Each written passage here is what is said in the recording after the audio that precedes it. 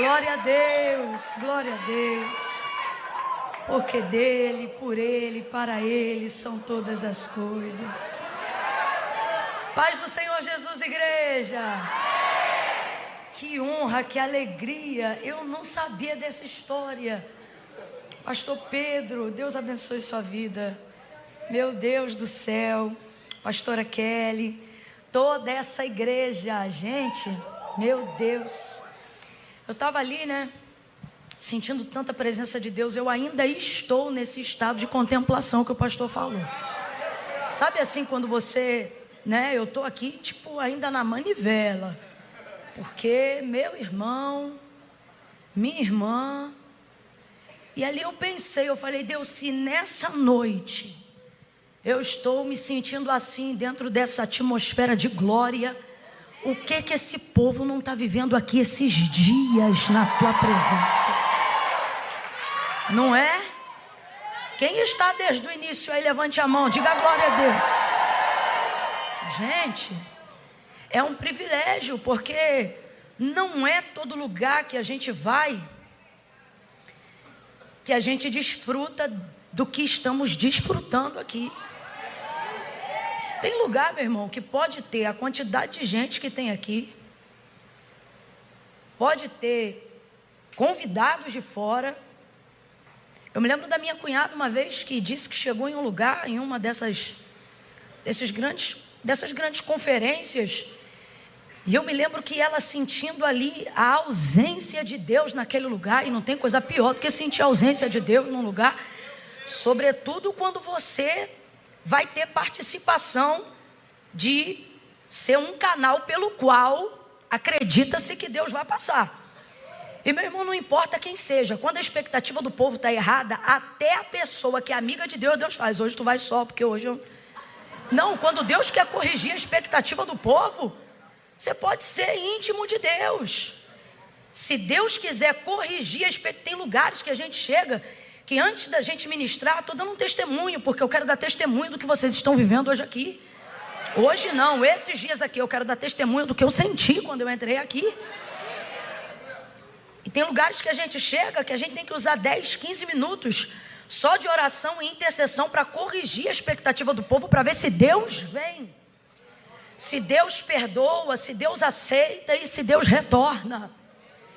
Porque senão, não adianta. Você pode ser o homem mais santo, a mulher mais santa, se Deus quiser tratar com a igreja, Ele não passa por você aquele dia.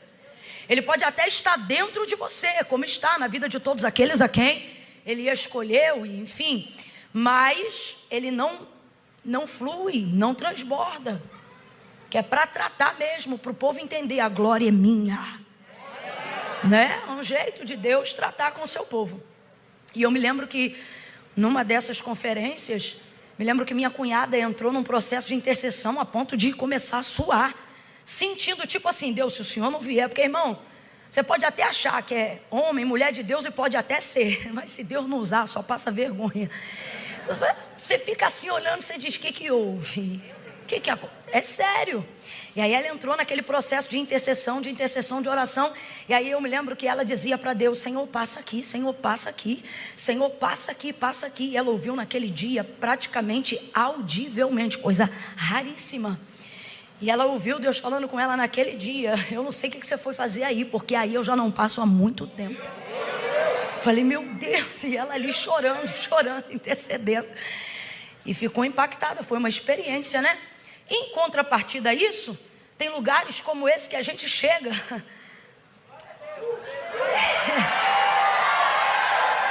E a gente fica até... Meu Deus, o que está havendo? Que glória, que unção, que graças. A gente só chora, entra até num estado de confusão mental para a organização espiritual. Porque a gente só lembra do quê? Do que errou, do que falhou e pensa, não sou digno, eu não tinha que sentir isso, eu não mereço, eu não posso. E aí vem o homem cheio do Espírito Santo, eu vaguei, eu digo, fui eu, Jesus, eu vaguei. Eu entro num estado, eu falei, vai, está contando a nossa história. Quanto mais você se aproxima de Deus, mais nítidos ficam os seus erros. Por isso que a presença de Deus não é um lugar romântico como alguém pensa que deveria ser. Irmãos, a glória de Deus, quando manifestou-se no Sinai, não foi som de violino, cello, é ruim, hein? Foi saraiva, foi fogo, foi trovão, foi raio, foi relâmpago. Tanto é que o povo desejou ver ao Senhor como via Moisés. E o Senhor atendeu tal interesse e falou: manda o povo santificar, manda o povo banhar, manda o povo se limpar, manda o povo se vestir, manda o povo jejuar e manda eles virem aqui para o pé da montanha. E quando o povo chegou, o povo em tese estava pronto para aquele encontro. Mas à medida que o Senhor se manifestava no Sinai, meu Deus do céu, aconteceu o que o Morada canta. As pernas começaram, e o que me faz tremer começaram a tremer, ficaram apavorados. Por quê? Porque o lugar da manifestação da glória de Deus é um lugar de confronto. Não porque Deus te lança em rosto nada do que você tenha feito, mas porque a evidência da sua santidade lança luz sobre tudo que é impuro, não para te afastar, mas para te corrigir apesar de.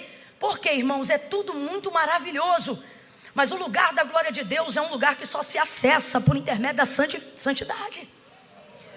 O pastor já falou aqui, por exemplo, dos serafins.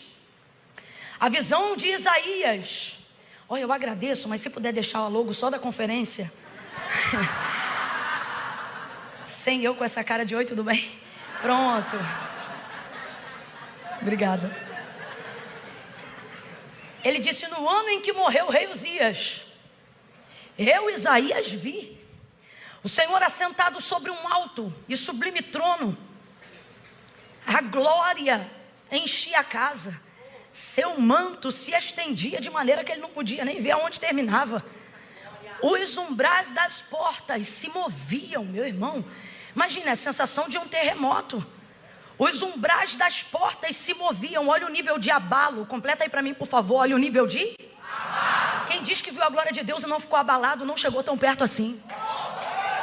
Os umbrais das portas se moviam com a voz do que clamava. E o que eles clamavam? A gente já falou hoje aqui. Quando o pastor falou assim: lembre-se dos serafins, eu e pastora Kelly falamos juntos na hora. A primeira coisa que a gente começou a adorar foi: Santo, Santo, Santo é o Senhor dos exércitos. Deus não criou o homem para a sua adoração. Quando Deus determinou o que deveria ser adorado, para isso Ele criou os anjos. Os anjos adoram a Deus como Ele deve ser adorado. Já pensou se Deus dependesse da nossa adoração para ser adorado? No dia que a gente está bem, a gente adora. No dia que a gente está mal, vamos falar a verdade. Mas não. Os anjos o adoram como ele deve ser adorado. E aí Isaías disse que contemplou naquela visão e viu a adoração. Em adoração, no meio daquele temor e tremor: Santo, Santo, Santo. Qual é a canção que os anjos cantam diariamente, de eternidade e em eternidade? Que Ele é? Que Ele é? Diga aí para mim, Deus é bom ou não é? Seria errado se os anjos cantassem: o Senhor é bom e toda a terra está cheia da sua benignidade? Seria errado? Claro que não. Davi salmodiou, salmo de número 136, um salmo belíssimo, não seria errado. Poxa, pastor Eduardo Reis, por que eu te vi agora? Eu não estava te vendo, eu estava desenrolando bom a beça. O que você está fazendo aqui? Vai no banheiro, vai beber água, vai fazer alguma coisa. Do nada te vi, que raiva. Ai, deixa eu continuar aqui. Peleja, Jesus. Deixa eu fingir que eu não vi ele, me ajuda. Não seria errado se eles trocassem a adoração. Entendo o que eu estou querendo dizer. Vamos supor, não é o que acontece, mas vamos supor que a adoração tivesse o turno trocado dos serafins. Porque a nossa visão limitada faz a gente pensar em um nível de cansaço. Vamos falar a verdade, um nível até de tédio. Que tipo de adoração é essa que todo dia é a mesma canção sem parar? É o mesmo louvor sem parar. Imagine milênios e milênios e a mesma adoração sem parar. Uma eternidade inteira ainda por vir, sem jamais acabar e nem um minuto parar. Então, só por causa da limitação da nossa mente, vamos tentar imaginar, para a gente chegar no que o Espírito Santo está falando ao meu coração, que houvesse uma troca de turno de serafins. Imagine que quando fosse a troca, um deles dissesse assim: não, peraí, a gente já está o quê? Há uns 1159 anos cantando que ele é santo, vamos embora cantar uma canção nova. E aí alguém falar assim, não, vamos ressaltar hoje uma outra característica das tantas que o Excélcio tem. Vamos dizer, por exemplo, que ele é bom. Diante da sua presença, acredite, ainda que isso fosse real, o que não é, jamais eles iriam conseguir mudar essa canção. Eu acho que mesmo que eles tivessem de cor qualquer uma outra canção para adorar ao Senhor, quando chegassem diante da sua presença, diante de tudo aquilo que o Senhor reflete, a adoração, para ser adoração, ela precisa ser voluntária, ela precisa ser espontânea, ela precisa ser literalmente intencional da parte de dentro, que é uma outra coisa que a gente precisa corrigir. A ideia de que os anjos estão adorando a Deus dessa maneira, como se eles fossem obrigados, como se eles fossem CLT celestial, proletários. Aí tem que parar com essa mania. Querendo ou não, vamos falar a verdade, lá no escondidinho do cognitivo da nossa mente e imaginação, a gente tem um pouquinho disso. Os anjos adoram assim porque eles como se fossem obrigados. Irmão, se anjo fosse obrigado a servir a Deus, sobretudo em sua glória, Satanás não teria dissuadido até essa parte dos anjos que estão no céu. Os que estão lá porque querem, porque são fiéis. Estão lá por espontaneidade, por adoração, por devoção. O Senhor também não quer quem não quer. É por isso que no livro de Jó, um dos amigos de Jó vai dizer: se ele não confia plenamente nem naqueles que estão lá. Por quê? Isso aqui é uma citação e uma alusão à caída e à queda daqueles que desceram com Satanás. Então há espontaneidade. Aí você pensa, a espontaneidade na repetição, a maior devoção está na capacidade repetitiva. Procure quem tem vida devocional e veja se há espontaneidade todos os dias na devoção deles. Não há. Quando você encontrar um grande homem e uma mulher de Deus, pode ter certeza, se ele chegou a esse nível, é porque ele fez muita coisa sem sentir, fez muita coisa sem querer, fez por integridade na devoção. E eles adoram. E não conseguiriam jamais adorar nenhuma outra coisa, porque a santidade de Deus revela isso. Santo, santo, santo. Isaías não fica alegre. Como é que não fica alegre se acabou de ver o céu? Ele fica apavorado. Quanto mais perto da glória, maior é o pavor, o espanto, o assombro. Rapaz, se você está se aproximando ou pensa que está da glória de Deus, e isso não desperta seus erros, isso não aponta as suas corrupções, em nada você se constrange, você está perto de qualquer coisa, menos da glória de Deus. Menos da glória de Deus. Glória de Deus não massageia seu ego. Glória de Deus não te inspira a peitar. Olha o comportamento dos anjos que nunca pecaram e que foram criados para louvor de sua glória. Com duas asas cobrem o rosto. Meu Deus, eles não ousam olhar. O que é isso, Camila? Temor, reverência. Reverência. Com duas cobrem os pés. O que é isso? Também temor, reverência, não a ele, mas ao ambiente que sua glória preenche. Só que com duas asas o texto diz que eles, porque aonde há o Espírito de Deus, ali também há. Essa é a parte boa da glória. Confronta, constrange, até amedrontar a nós que somos seres corruptíveis, mas não rouba de nós a liberdade. Oh, meu Deus. Aleluia. Oh, aleluia. Aleluia. Aleluia. Ele não ouviu violinos, ele sentiu tremores. Ele não disse glória. Tem gente que pensa que quando sentir a glória vai dizer glória. Quanto mais perto da glória, maior é o ai.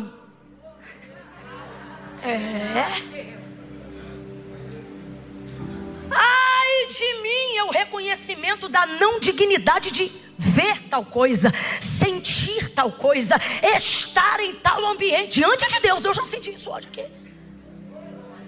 O sentimento literal de indignidade, preenchido pela cobertura da graça, que é o que me faz ter a ousadia de, no nome de Jesus, subir aqui para crer por fé que há algo que eu possa entregar, ou que Deus possa entregar passando por mim. Graça. Disse ele: ai de mim, eu sou um homem impuro, eu habito no meio de um povo de impuros lábios. E o que o Senhor fez? Deu um chute na visão de Isaías? Não. Deus sempre tem um recurso. Deus sempre tem uma forma, um meio, uma saída. Labacalamando remaia shai. Oh, Deus está dizendo assim para alguém: quando você sentir isso, o primeiro sentimento humano é vontade de correr de mim, mas a minha graça vai trabalhar em contrapartida a esse sentimento. Ela vai usar as pernas, vai usar os braços, vai tocar no coração, vai corrigir a mente, vai. O quê? Por quê, Camila? Porque ele diz: você vai continuar com desejo de correr, mas não é de mim, é para mim. Você vai começar a perceber que suas fraquezas querem te jogar para longe de mim, mas a minha graça vai mostrar que elas não são o meio pelo qual eu te rejeito, elas são o meio pelo qual eu uso para aperfeiçoar o meu poder na tua fraqueza.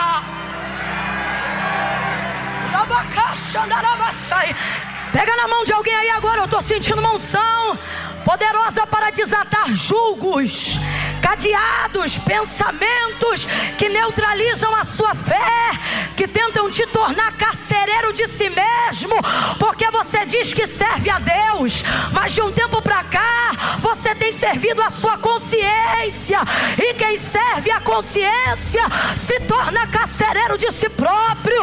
Não sirva a sua consciência, ela não é o seu Senhor. Sirva a Deus, porque Ele sim. Eu sei que pensamentos tenho de vós, diz o Senhor, pensamentos de paz e não de mal. Quem serve a consciência vira escravo da razão, do eu, do egocentrismo. Não posso porque pequei, não sou digno porque sou errado. Mas quem serve a Deus diz: apesar disso eu vim, apesar disso eu estou aqui, porque para quem iremos nós, se só tu tens palavra de vida eterna? Só tu tens. Eu vim culpado, mas vim ressentido, mas vim magoado, mas vim errado, mas vim entristecido, mas vim tomando remédio, mas eu vim em depressão, mas eu vim com síndrome do pânico, mas eu vim com síndrome do pensamento acelerado, mas eu vim traída, mas vim magoada, mas vim uribaracanda lemandarabaiá shai. Vem tremendo, mas vem com medo, mas vem consciente, mas vem.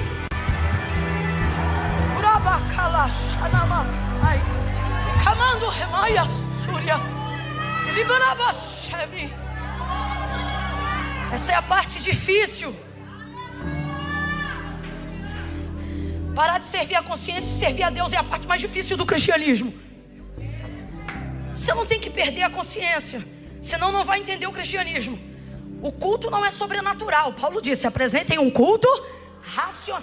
Será possível fazer isso sem consciência? Então não pode perder a consciência. O que você não pode é permitir que a última palavra seja dela. Senão você se tornará servo da consciência e não servo de Deus.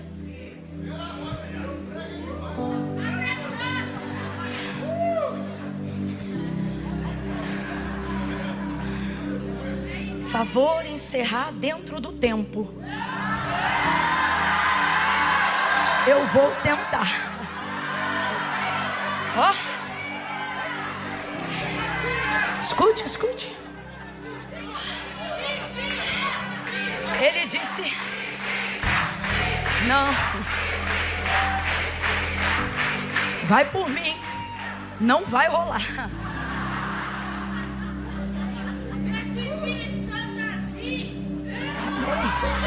Amém.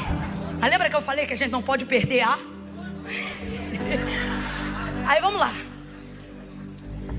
Ouça isso. Eu mencionei isso esses dias e vou mencionar aqui de novo porque tem a ver. John Piper tem uma frase que eu gosto muito. Ele diz assim: se o Deus que você diz adorar nunca discorda de você, nunca te confronta, é bem possível que você esteja adorando uma versão idealizada de si mesmo e dizendo que é Deus. Vou repetir. Se o Deus, não foi eu que falei não, foi John Piper, já falei, né? Se o Deus que você diz adorar nunca te confrontar, nunca discorda de você, é muito possível que você esteja adorando uma versão idealizada de si mesmo e dizendo que é Deus. Quem faz isso? Sua consciência, que trabalha com a razão, que trabalha com a lei do direito, que trabalha com mérito. E aí você confunde tudo, acha que santidade é isso,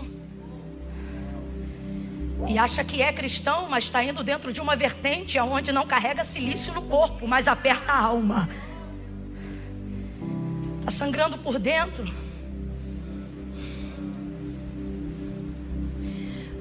O texto é tão claro na maneira como Jesus passa pela porta do nosso coração, né? Como é que é? Quem lembra? Ele chega na porta e faz tchá. Bum. Estou à porta aí. O que abrir? Se vai abrir, é porque tem a chave do lado de? Você tem a chave. Mas a razão, sua santidade deturpada,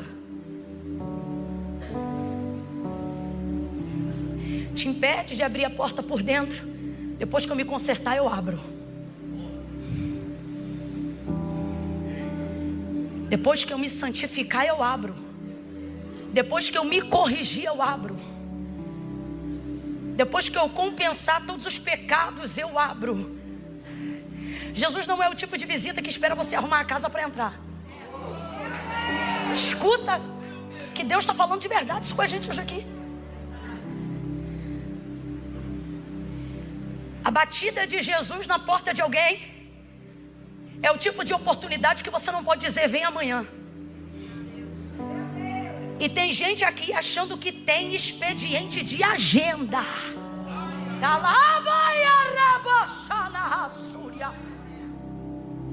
Que pode agendar a visita de Jesus para outro dia. E Jesus está dizendo: eis que estou à porta hoje e bato. Camila, mas está tudo desarrumado, está assim, está assado.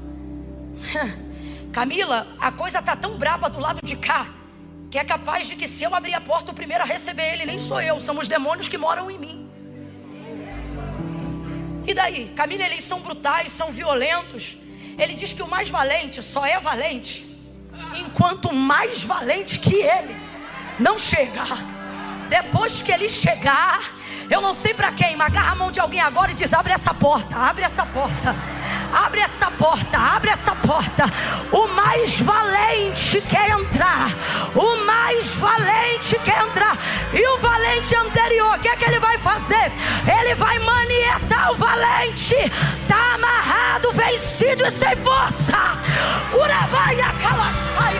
Está amarrado, vencido e sem força.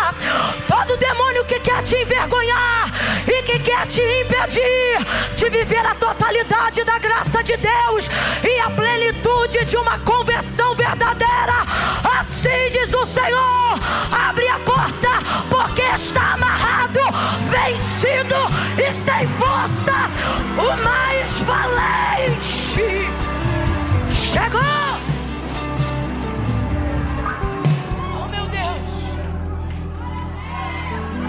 A gente quer o tempo todo se afastar.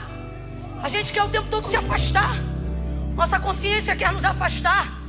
O medo pela consciência dos nossos pecados dizem: se afaste. O tempo todo, sim ou não, gente? É a guerra da nossa vida. Você fica sem orar 3 dias, aí depois fica mais 3 dias. Aí o coração começa a desejar orar, mas você não quer orar porque já está 6 dias sem orar e tem vergonha de orar. Se afastar o tempo todo, se afastar. Você quer arrumar a casa primeiro, e o Senhor está dizendo: quando eu bater na porta, não arruma a casa, só abre a porta. Só abre a porta. Abre a porta. Isaías vai dizer: ai de mim, Isaías capítulo 6, ai de mim.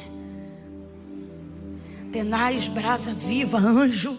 Rapaz, se ele estava com medo antes, imagina agora. É isso mesmo que eu mereço. Ele vai selar minha boca, vai me queimar, vai... Não. O fogo não foi para consumir, foi para purir. Calabacaixa na massúria. Ibaia séria. Pureza é poder. Completa aí para eu ter certeza que você está me ouvindo bem. Pureza é? Poder. Pureza é? Poder. E poder, quando não está sendo administrado por você, te assusta. Traz ele uma brasa para purificá-lo. Pureza é? E todas as vezes que o poder é administrado por uma outra pessoa que não você, ele vai te assustar. Só que veja, tal brasa não vem para consumi-lo, vem para purificá-lo. Mas eu imagino o tamanho do medo e do susto que ele não está sentindo. Você já estava gritando ai enquanto via. Imagina agora quando Deus o inclui dentro da visão. É bem mais complexo. Enquanto Daniel contemplava as visões que Deus dava de fora, ele acordava no outro dia de manhã e trabalhava. Quando Deus começou a incluir ele nas visões, ele começa a escrever. E eu fiquei 7 dias acamado. Toda visão que Deus te dá, quando você entra nela de verdade, você precisa envolver a tricotomia do seu ser: espírito, alma e... As pessoas acham que as visões de Deus são só para o espírito e para a alma. Se teu corpo ainda não sentiu o impacto da revelação, é porque você ainda não viu a visão toda. A visão toda, meu irmão, ela mexe com o seu físico literalmente. Literalmente. Imagina então agora a situação de Isaías. Agora ele não está observando, ele está incluído dentro do cenário. Mas assim o Senhor fez, e nós estamos falando do maior profeta messiânico, ou de um dos maiores do Antigo Testamento. Que extraordinário, sim ou não? Ele pensou que ia morrer e na verdade Deus estava levantando seu chamado, sim ou não? Pensou que ia morrer e na verdade Deus estava inaugurando um tempo novo, extraordinário e inédito na vida dele, sim ou não? Sim ou não? No dia que Jesus foi chamar Pedro, Lucas capítulo de número 5, no dia que Jesus foi chamar Pedro, ele ainda nem sabia que Jesus era o Filho de Deus, mas tão impactado ele estava pela ministração que Jesus ministrou naquela manhã à multidão. Obedeceu a sua palavra, mas acreditava que tratava-se de um rabi, de um mestre, de um senhor. E isso já era o suficiente para ele temer, obedecer. Voltou ao mar, lançou a rede. Quando ele viu o tranco da quantidade de peixes que estava na sua rede, o texto diz que o barco quase foi a pique. É complicadão quando esse tipo de coisa acontece. Quanto mais você se aproxima do chamado, mais abalada é a estrutura. E isso assusta, é a hora que Deus prova a sua fé. Porque presta atenção, o que vale mais financeiramente falando, a rede ou o barco? Está em dúvida? É porque é Minas Gerais, não tem praia aqui, né? O barco vale mais, gente. Oh. Finge que não aconteceu. O que vale mais? O barco ou a rede? O barco vale muito mais. É complexo quando a palavra que Deus me deu abala a minha estrutura de tal ponto que parece que para buscar o que Deus me deu eu vou perder o que já tinha. O texto diz que o barco quase ia a pique. Olha para mim e diga quase. Se tu ainda não viveu um quase de Deus, tu ainda não está no chamado. O chamado te leva para um lugar de quase, um lugar de romper limites. Sério? Tá me ajudando, é por isso que eu gosto de tu. Um lugar de limites. Olha o que o texto diz, que o barco quase ia a pique. Irmãos, o que isso significa? Talvez um pouco de água entrando, talvez ouvir a madeira estalando. E a rede? Ali na contenção. Tem muita coisa, mas não consegue trazer para a superfície. E esse é o desafio do chamado. Você crê que tem, sabe que Deus deu. O mais difícil não é pegar, é trazer para a superfície, é tornar real, tangível intangível, aquilo que você sabe que Deus te deu, e essa é a angústia da tua alma, fica entre a rede e o barco. Preservo a estrutura e perco o que Deus deu, ou pego o que Deus deu e aconteça o que acontecer. Só que você tem que entender que debaixo de uma palavra, estrutura não naufraga. É quase. Olha para alguém aí agora e diga: é quase. É quase. Consola alguém e diga para essa pessoa: não solta a rede, é só um quase. Quando esse processo terminar, o teu testemunho vai ser forte. Eu quase morri, mas não morri. Eu quase perdi, mas não perdi. Eu quase desisti, mas eu não desisti. Ele sustenta. Completa aí pra mim, por favor. Ele. E eu fico imaginando um abalo psicológico. Vamos falar pra gente que já é crente, e melhor ainda, pra gente que já tem uma noção do chamado. É aquela hora que você diz assim: se eu tô debaixo de uma palavra de Deus, por que tá tudo abalado? É aquela hora que você não... Eu vou falar rasgado que é para todo mundo entender. Segura só um pouquinho que isso aqui eles têm que engolir no seco. É aquela hora que você pensa: rapaz, se é de Deus a direção que eu tomei para minha vida, por que eu estou quase perdendo o barco, a rede e o juízo? Por que ninguém vê o que eu vejo? Por que ninguém concorda? Rapaz, por que a situação ficou dessa maneira?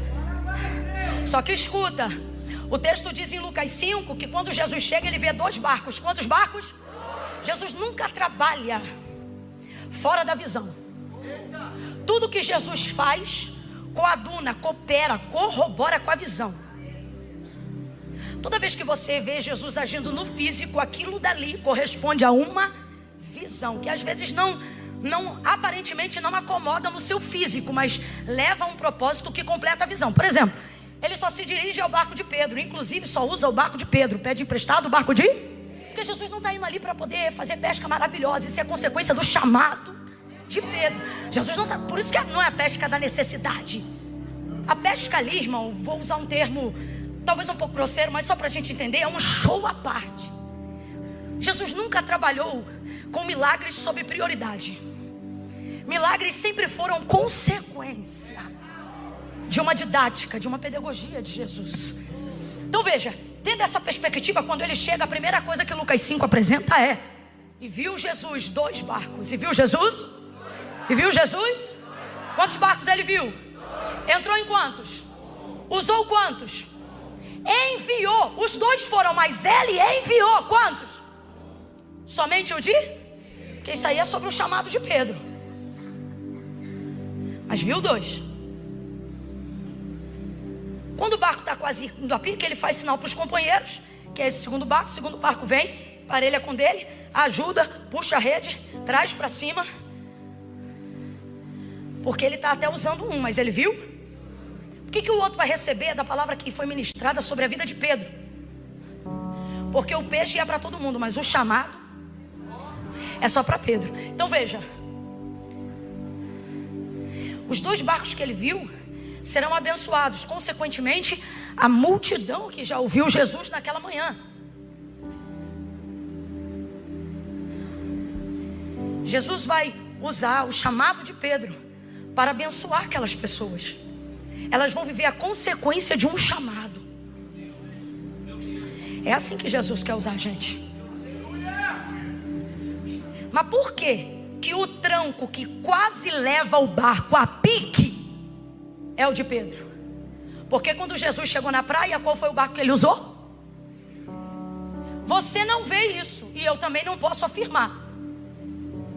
Mas conhecendo um pouquinho, menos que uma unha de Jesus, mas sendo significativo o suficiente, eu imagino Jesus pregando no barco de Pedro naquela manhã e medindo a estrutura todinha dele. Vai aguentar o tranco. O peixe vai para todo mundo, mas o tranco só no barco de quem foi chamado. E aí você não entende. Por que minha família recebe da palavra que está sobre mim? Por que até meus vizinhos são abençoados por causa da oração que eu faço na minha casa? Na hora de ver demônio, não são os vizinhos que veem, é quem foi chamado.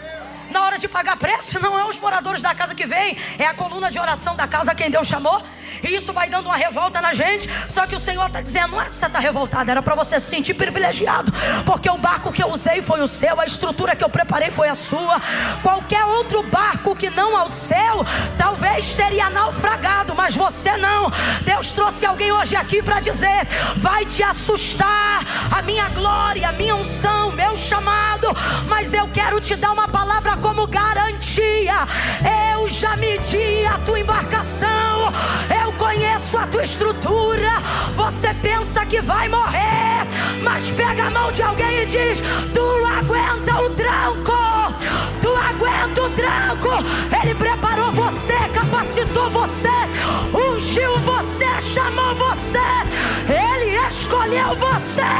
Então para de reclamar e segura essa rede e leva para a superfície tudo aquilo que Deus já te entregou. Bate na mão de 2 ou 3 aí e diga, para de chorar e puxa a rede. Para de chorar e puxa a rede. Para de chorar e puxa a rede. Pega essa rede, levanta essa rede. Já está na tua mão, já está na tua mão, já está na tua mão. Coloca para cima, coloca para cima. Realiza, faz acontecer. Quem fez o milagre? Jesus ou Pedro? Bora! Quem fez o milagre? Jesus ou Pedro? Jesus ou Pedro? Jesus. Última vez, só para ter certeza que você está respondendo, entendendo e não está só no coro. O milagre, quem fez? Jesus ou Pedro? Acende as luzes aí para mim, por favor. Eu quero que vocês tenham experiência também. Tem um sol para cada pessoa na cara de vocês. Deixa assim, por favor. Jesus ou Pedro? Foi Jesus que fez o milagre, sim ou não? Então você tem que entender uma coisa, já está feito. Fala comigo, já está feito. Se já está feito, eu não vou soltar não, irmão. O mais difícil, o impossível, o improvável, o inédito, o complicado, eu só tenho que revelar. E se disso depender o esforço de quem não vai abrir mão, eu vou puxar mesmo que sangre um pouquinho. Eu não vou perder o impossível por causa de um estalar de barco. O impossível, Deus está dizendo para alguém, eu não te chamei para fazer o impossível, eu já fiz o impossível. Só estou pedindo para você, sabe o que? Mostra o que eu já fiz. Ele é bacana, rebaia. Revela o que eu já fiz. Só isso. Completa. Completa. E assim ele foi chamado. E abra sua Bíblia em Lucas, capítulo de número 5. Não, já estou pregando. Eu só vou ler porque eu não quero críticas daqueles que estão olhando e dizendo, lá, porque rapaz, tu está pregando a Bíblia, falando da Bíblia, citando o texto, mas tem alguém em casa que vai dizer assim, não abriu a Bíblia até agora. Eu não sou muito adepta de críticas, então evito brechas. Lucas capítulo 5. Eu quero ler só um versículo para a gente concluir. Só um.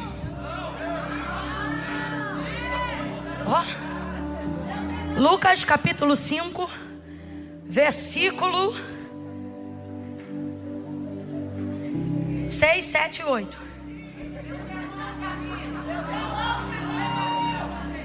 Ia lá.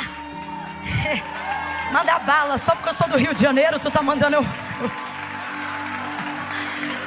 Amém. Ele tá usando, glória a Deus. Obrigada. Lucas capítulo 5.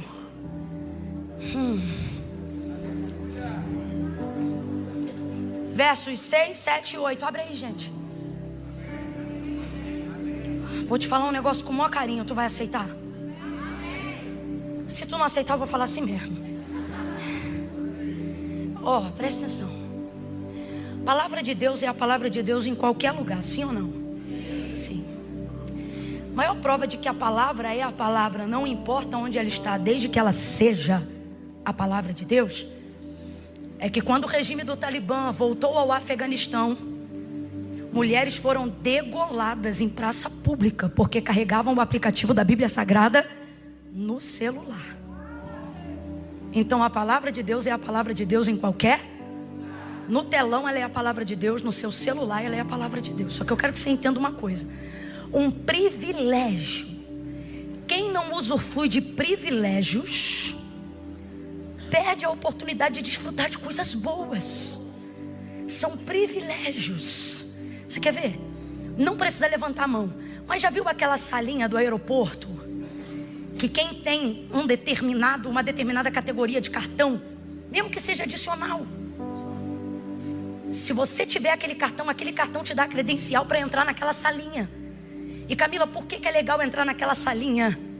Porque aquela salinha tem comidinha, aquela salinha tem água com gás, tem água comum, tem suco, tem refrigerante, tem caldo. Irmãos, Deus já usou aquela salinha para ser socorro presente tantas vezes na minha vida. Aquela salinha. Que é isso? Isso é um privi? Isso é um privi? Quando você não desfruta de privilégio, você perde. Camila, o que isso tem a ver com a Bíblia? O que isso tem a ver com o que você está falando? O que isso tem a ver com as mulheres degoladas no Afeganistão? Eu quero deixar claro que não é uma obrigação, isso é um. Você acha que um convertido na China gostaria de usar essa Bíblia aqui na rua? Estude a cultura da China então e veja. Eles amariam.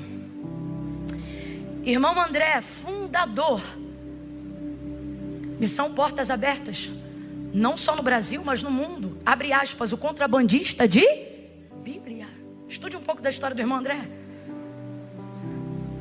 Ele tem uma frase consigo, dormiu no Senhor esse ano, aonde ele diz: eu creio que toda porta está aberta para você passar por ela e pregar o evangelho, desde que você não vá preocupado em voltar. Isso é muito forte. Quem entendeu sabe o quão forte é isso. Isso era o que guiava a vida dele, e Deus lhe deu muitos dias. E sabe o que ele mais fazia atendendo missões no mundo? Compartilhava exemplares da palavra da Bíblia. Foi confirmado hoje a morte de um missionário no Quênia. Alguém viu essa notícia? A esposa dele infelizmente confirmou a sua morte. Sabe aonde estavam algumas das indicações de que ele era missionário? Não só o evangelho que ele pregava, mas que ele carregava. Isto não é só um livro. Então, se no Brasil, e eu falei isso tudo para te dizer isso no maior amor, se no Brasil você tem a oportunidade de usar isso de maneira material, nunca deixe de poder, uma vez que você pode, a usar a sua Bíblia. Não precisa levantar, quem trouxe não precisa, que isso não é ostentação. A igreja é lugar mesmo da gente receber palavra, direcionamento. Então sempre que você puder, meu irmão, tenha sempre em mãos a sua, use ela. Não porque é obrigação, volto a dizer, mas porque diante de tudo que eu disse, a gente precisa entender que isso é um privilégio.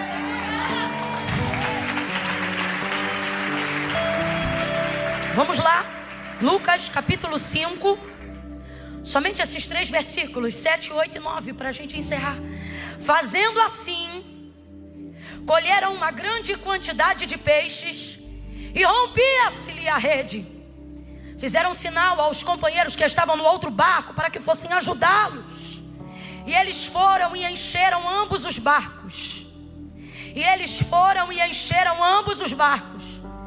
E eles foram e encheram ambos os barcos. Eles foram e encheram ambos os barcos. Olha para quem está do teu lado e diga assim: se meu chamado não encher teu barco, então não foi Deus que me chamou não. Porque o meu chamado vai abençoar pessoas, encher pessoas, passar por pessoas, prosperar pessoas, glorificar o nome de Deus na vida das pessoas. Continuando. De maneira tal, encheram ambos os barcos, de maneira tal que quase iam a pique. Vendo isto, Simão Pedro prostrou-se aos pés de Jesus, dizendo: afasta-te de mim. Ele disse glória a Deus. Ele nem sabe que é Jesus Cristo. Para ele é um mestre, um rabi de alguma sinagoga. Mas olha isso. Vendo isto, Simão Pedro prostrou-se aos pés de Jesus, dizendo: Senhor. Esse Senhor está com S maiúsculo. Ele não sabe literalmente quem é, mas já sabe que é alguém grande, relevante, de senhorio. Afasta-te de mim, porque sou homem pecador. Pois o espanto, verso 9, se apoderara dele. O espanto. Por que não está o alívio? Já que pegou mais peixe do que nunca, depois de uma noite frustrada. Por que não está a alegria? Qual é a palavra que a gente usou agora? Aqui está, estavam maravilhados. Mas a colocação no grego está atemorizados, espantados.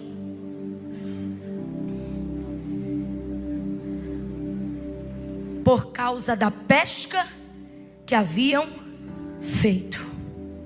De igual modo também Tiago e João, filho de Zebedeu, que eram companheiros de Simão. Disse Jesus a Simão: não temas, de agora em diante serás pescador de homens. Chamou ou não chamou? Chamou ou não chamou? Chamou ou não chamou? Olha para quem está do teu lado e diga: chamou sim.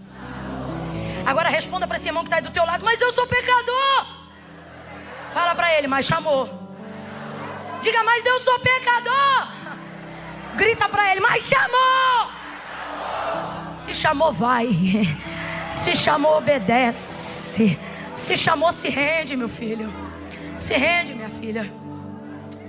Sempre me perguntam sobre o chamado. Camila, é muito difícil atender o chamado?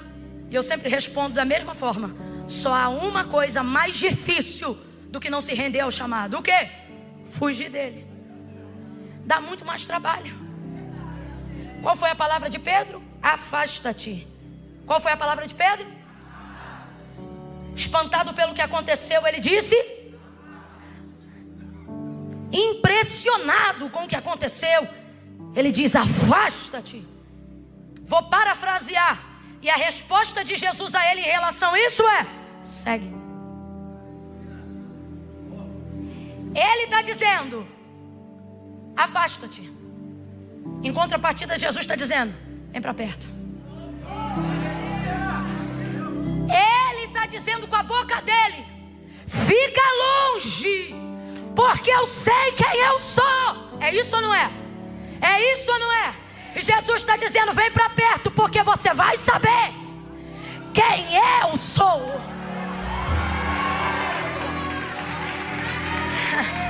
Eu sou o caminho, a verdade e a vida. Ele nunca disse eu sou a chegada. Também nunca disse eu sou a partida. Porque andar com Jesus não é sobre como você começa, e nem é sobre ter a inspiração no prêmio da chegada. É sobre aprender a desfrutar com Ele a caminhada enquanto você vai até o destino que Ele traçou. Por isso Ele nunca disse eu sou o destino, apesar de ser. Ele disse eu sou o caminho. Ele disse eu sou a verdade. Ele disse eu sou a vida. Eu sou a vida. A vida que você procura eu sou. A vida que você deseja sou eu. Eu sou. Quando Ele chamou a Moisés, e Moisés Mas disse: quando eu chegar lá e me perguntarem quem me enviou a eles, o que eu respondo? Ele disse: diga para eles que o eu sou te enviou a eles. O que é que isso significa? O Deus dos vossos pais, o Deus de Abraão, o Deus que cumpre promessa. Mas sabe o que isso também significa? Moisés, você não vai saber quem eu sou em uma hora de conversa de sarça. Vai libertar o meu povo e você vai ver quem eu sou. Deus você não conhece no dia que Ele chama, você conhece depois que você aceita o chamado e começa a caminhar com Ele.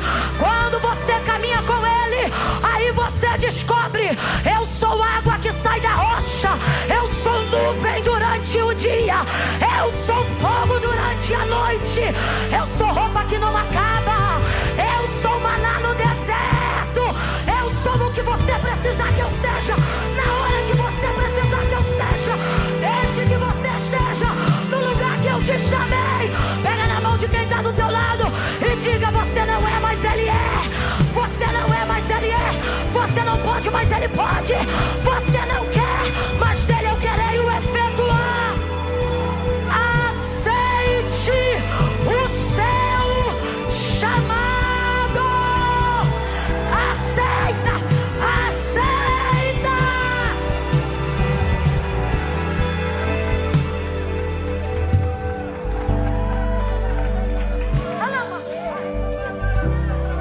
Para de fugir.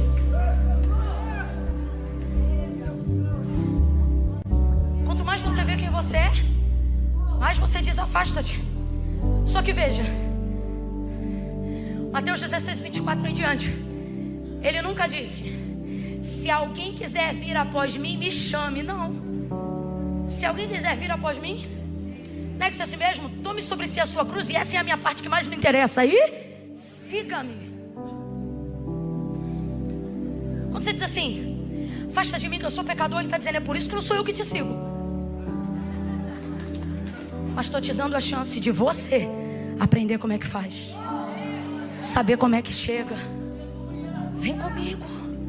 E eu te pergunto: quem pode rejeitar o convite do meigo nazareno?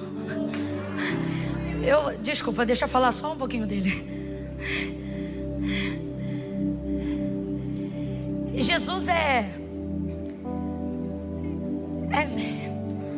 até difícil falar, né? É isso, Ele é. Ele é cheirosão. Ele é o homem da Galileia. Terrível, maravilhoso. Ele é santo, poderoso, príncipe da paz, Emanuel, Deus conosco, Yeshua, o verbo. Ele é a raiz de Jessé, Ele é o lírio dos vales, Ele é a resplandecente estrela da alva, Ele é o mesmo ontem, hoje e eternamente. Ele é o que era, o que é e o que há de vir. Já foi dito, mas eu repito aqui: maravilhoso, conselheiro, Deus forte, Pai da eternidade, príncipe da paz. Oh, Ele é, Ele é, Ele é. Tudo foi feito por Ele e sem Ele nada do que foi feito se fez. No princípio Ele era o verbo, e o verbo estava com Deus, e o verbo era Deus. Nele, nele, nele, e somente nele, nele estava a vida, e a vida era a luz dos homens, e a luz resplandeceu nas trevas, e as trevas não prevaleceram. Lutaram, mas não prevaleceram. Guerrearam, mas não prevaleceram. Porque antes da cruz Ele já era o haja luz, o alfa e o ômega, o primeiro e o último, o leão e o cordeiro, o imaculado, o santo, o unigênito do Pai. Oh, o cordeiro que tira o pecado do mundo. Ele é o amigo do órfão, Ele é o ajudador de viúvas, Ele é o juiz do injustiçado.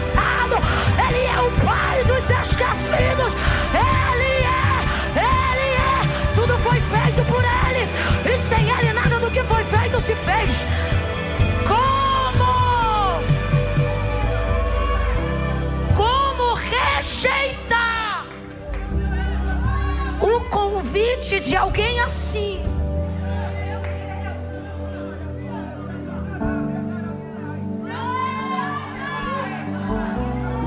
você não está cansado do chamado, você está cansado da força que você faz se debatendo para não aceitar.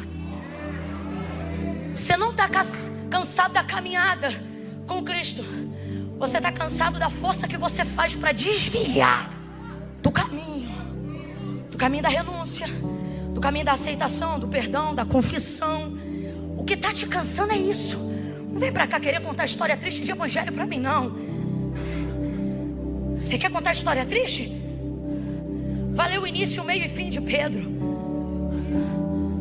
O que parece covarde no início, negando 3 vezes, como último pedido, pede a cruz de cabeça para baixo no final.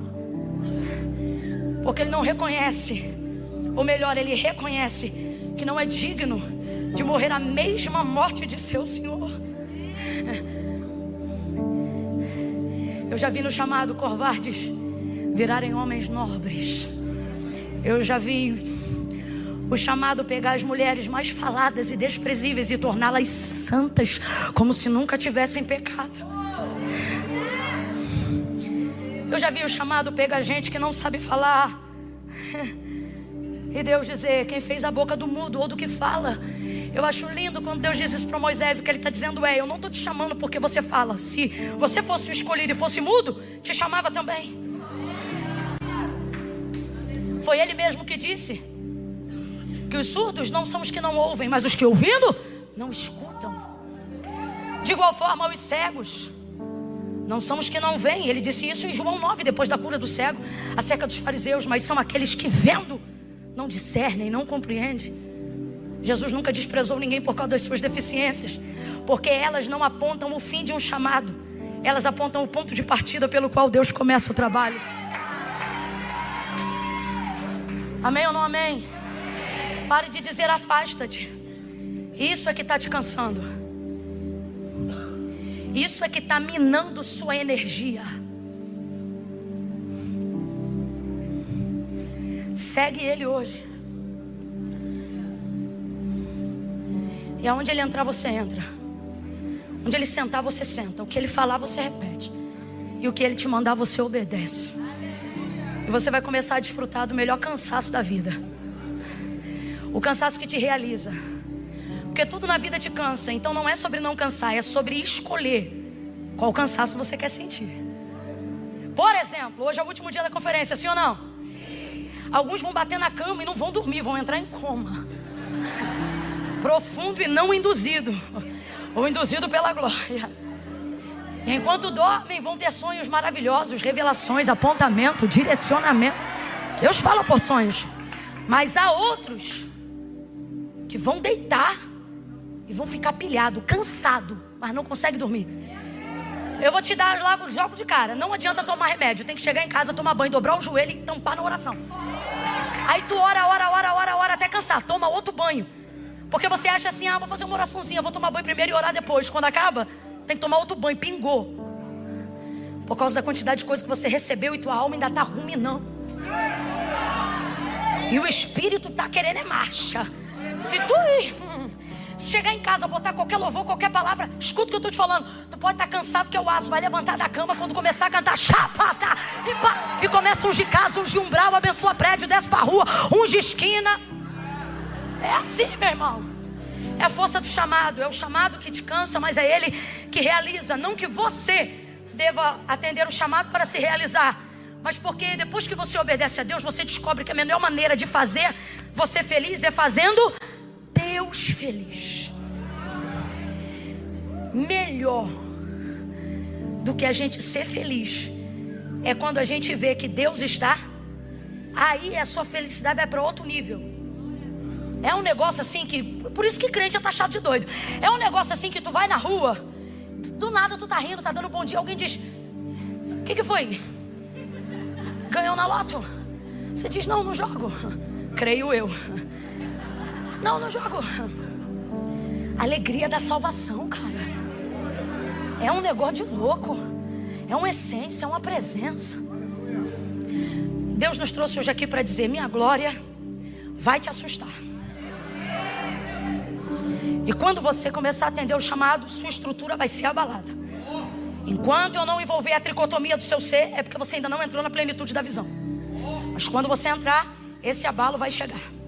Por fim, depois que você vê o que eu já realizei, o primeiro pensamento é que você não vai dar conta de levar isso até o fim. Por isso é que eu te digo, segue-me. Por quê? Porque você obedece, quem leva sou eu. Então não se afaste. Eu quero terminar esse momento dizendo isso para você. Não se afaste. Tu pode estar lanhado, errado, mal acabado, cheio de BO. Lembra do coração? Esperando arrumar a casa para abrir a porta.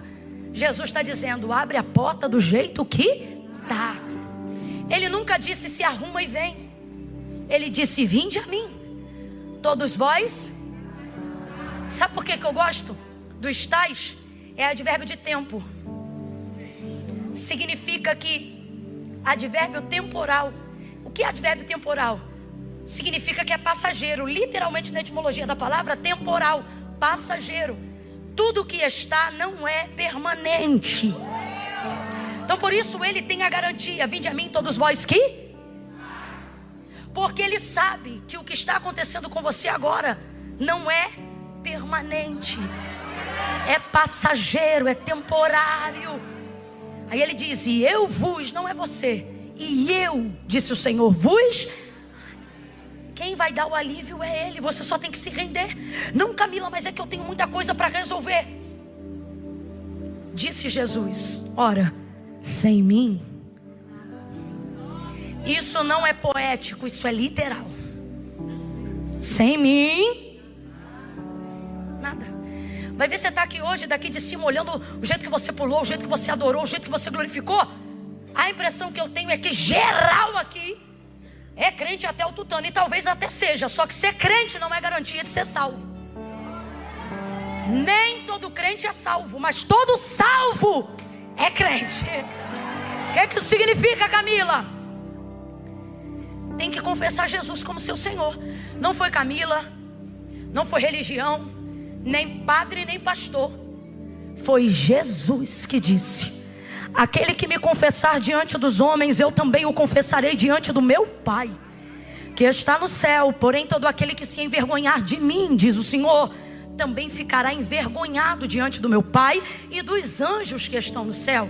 Agora eu te pergunto, por que ele diz vergonha? Porque ele sabe que a falta de aceitação ao senhorio dele ou ao chamado nunca é por falta de amor ou fé, mas por vergonha. Veja, ele não diz aquele que não crê. Está na cara que crê e que reconhece, mas não aceita porque sente.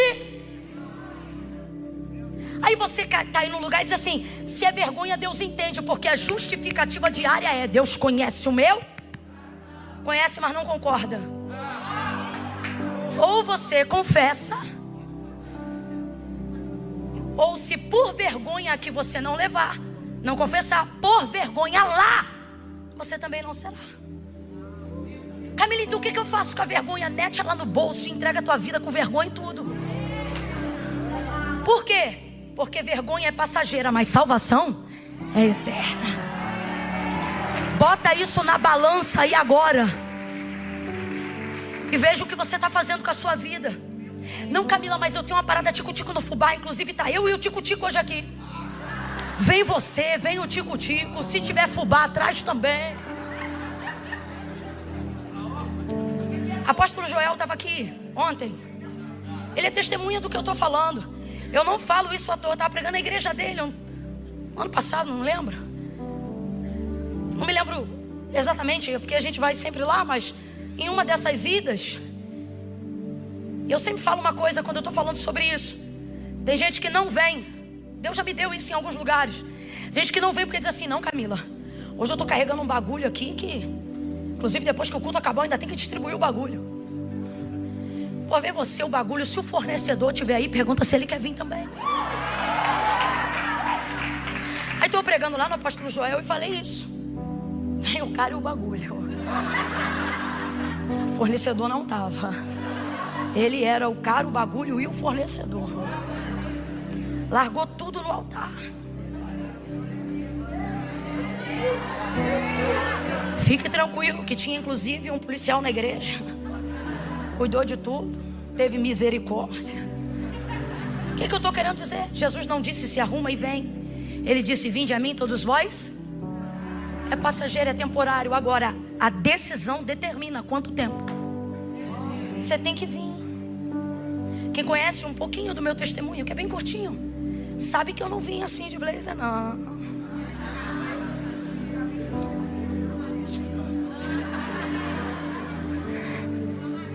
Isso aqui é depois da caminhada. Quando eu vim, sentava no último banco da primeira igreja batista da Posse. Eu assistia todos os cultos de domingo e de quarta-feira. Todos! E todo sábado era baile. Quarta culto porque minha mãe obrigava. Sábado ela saía, a gente ia pro baile. Domingo ela levava a gente obrigado de novo. Quarta igreja, sábado baile. Quarta igreja, sábado. Domingo. Quarta. Não. Quarta. Sábado. Aí um dia ia ter um evento especial no domingo. Eu olhava pro relógio, o culto não acabava. E eu dizia: mano, esse culto não acaba. Eu estava esperando o culto acabar para ir para onde? Foi a única vez que eu fui pronta pro baile a caminho da igreja. Barriga de fora, camisete do piu-piu, samba, canção e coloche camurça. Quando o culto acabar, pergunta o que eu me lembro desse culto, irmão. Não prestei atenção nesse culto não, porque eu só olhava pro relógio. Só olhava pro relógio, só olhava pro relógio. Só olhava pro relógio. Olhava pro relógio, o que o pregador pregou? Diante de Deus, eu não lembro. Os louvores que foram cantados, não lembro. Mas eu me lembro do pastor pegando o microfone e nunca mais eu esqueci. Porque todo culto eu dizia assim: Senhor, eu não posso ir pra tua casa do jeito que tá. Porque se é pra ser crente igual fulano, ciclano, beltrano, não sei o que, não sei o que, não sei o que, eu não quero ser não. Quando eu for pra ser, eu vou ser sério. Mas eu não tô pronta pra ser sério agora. E aí eu dizia pra ele, todo culto, eu dizia assim: quando eu largar, eu vou. Quando eu deixar, eu vou. Todo culto eu dizia isso pra ele. Aí nesse dia, eu ouvi o Espírito Santo de Deus: Camila, ele fala com esse povo? Eu vi ele dizendo pra mim: quando você vier, você deixa. Aí eu só me lembro de eu no corredor, sentindo um acolhimento que eu nunca senti na minha vida. Porque o que o pastor dizia é: venha receber Jesus. E aquilo não combinava com o que eu sentia, porque eu não senti que era eu que estava indo recebê-lo. Mas quem já recebeu aqui sente isso. O sentimento que você tem não é que você está indo receber, é que Ele está te recebendo. Ele está te abraçando. Aí eu chorei muito. Passou água debaixo da ponte, mas nunca mais a ponte caiu. Fiquei firme. Estou aqui para a glória de Deus até hoje. E daqui, meu irmão, eu só vou para o céu. Mas foi assim. Foi assim. Tinha 2 caminhos para voltar para casa. Um passava na porta do... Mas o outro, Marcelo, tinha que dar uma volta mais longa. Aí alguém dizia: vamos por aqui, é mais perto. Eu dizia: não dá, porque eu ainda estou caminhando. E se eu ouvir enquanto eu estou caminhando, seja humilde na sua conversão.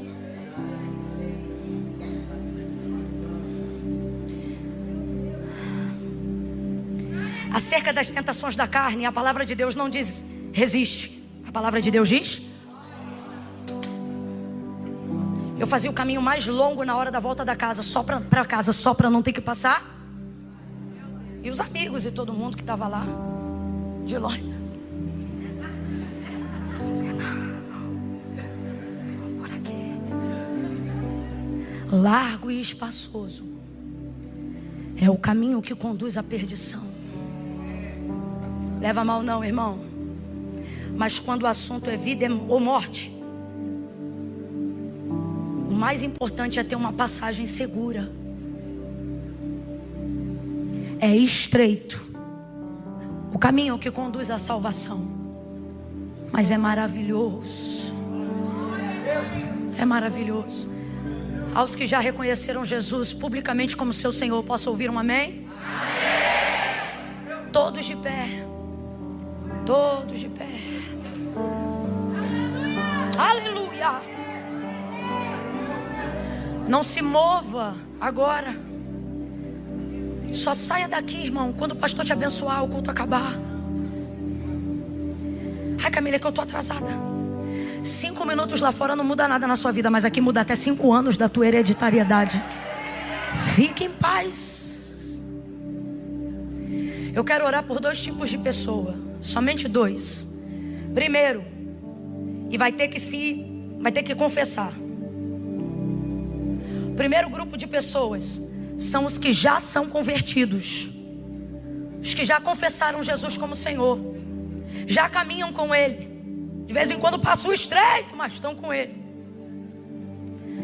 Mas reconhecem que estão cansados de si mesmo e do caminho de fuga que criaram para não se render ao chamado, ao ofício ministerial, ao propósito intencional pelo qual Deus te criou. Camila, foi para mim. Eu estou vivendo esse cansaço. Eu estou num caminho de fuga. Meu coração ama, minha alma o deseja, mas meus hábitos me colocam em posição de corrida contrária. Isso tem me deixado triste. Eu não tenho respostas que justifiquem esse comportamento que eu tenho tido. E a conferência foi uma injeção de ânimo para mim nisso. E eu quero fazer hoje com Deus um renovo de uma aliança do propósito. Eu quero rendição, eu quero pedir perdão pelo tempo de negligência.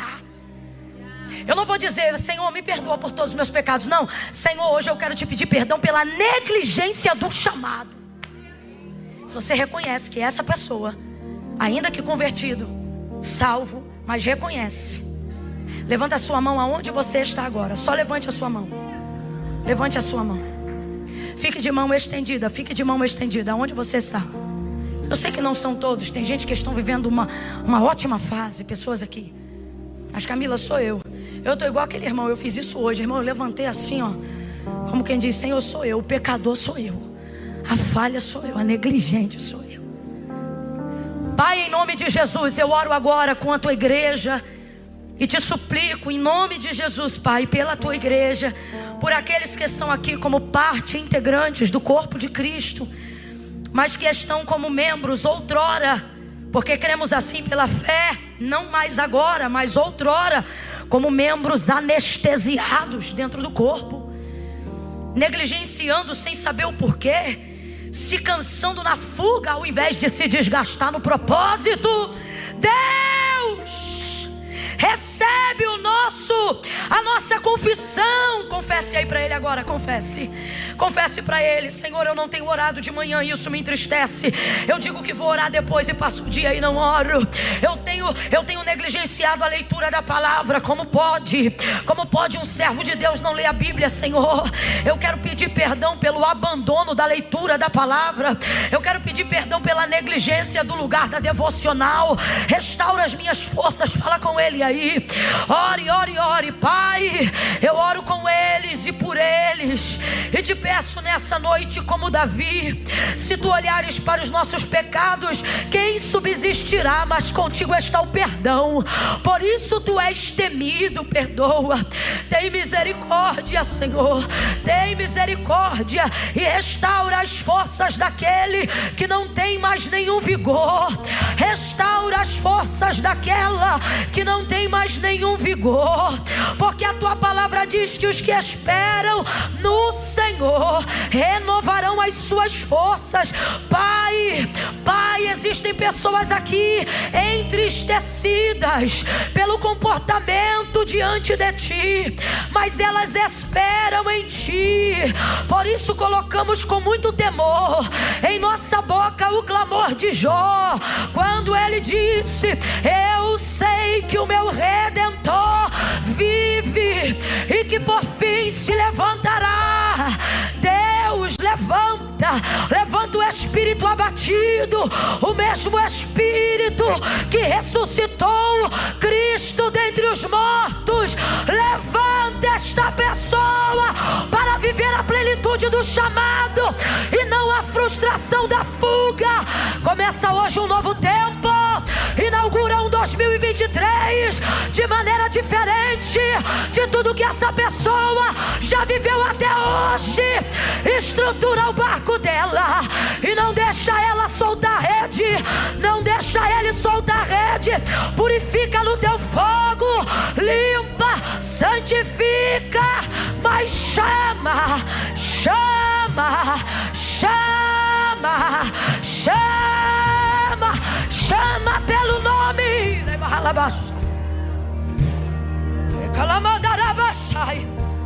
Em nome de Jesus, Senhor, renova, traz de volta aquele coração que não resistia à tua presença.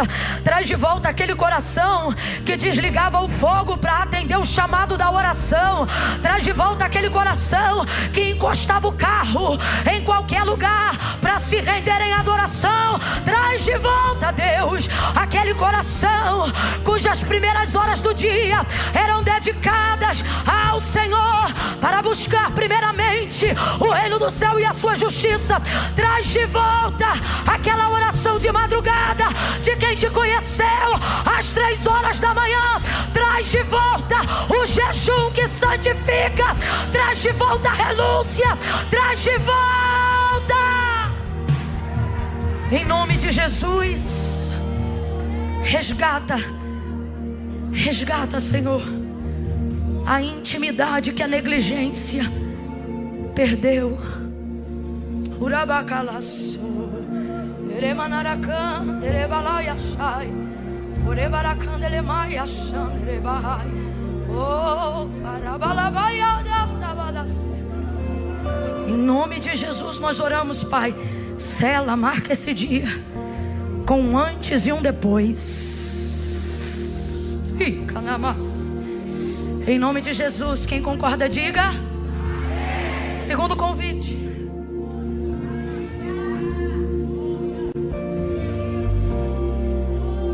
Esse, você vai levantar a mão aí aonde você estiver. Vou fazer mais. Esse você não vai levantar a mão não. Você vai chegar mais perto. Você vai vir. Marcela, a gente sabe cantar o trechinho daquela música que diz mais perto. A gente sabe. A gente é você sabe, né? Ó, você que se afastou, você que já serviu esse Deus, deixa, irmão, cada um sente a glória do jeito. Olha pra cá e busca a glória pra você.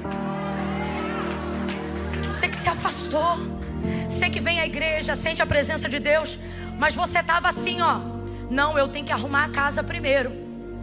E hoje Jesus te trouxe aqui e falou: abre essa porta que eu tô batendo é hoje.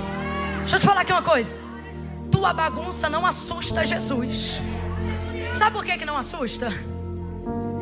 Tu acha que ele não sabe aonde você pecou? Eu vou falar um negócio aqui bem rasgado. Jesus sabe aonde a gente peca, com quem a gente peca. Jesus sabe tudo. Então para de querer arrumar a casa primeiro.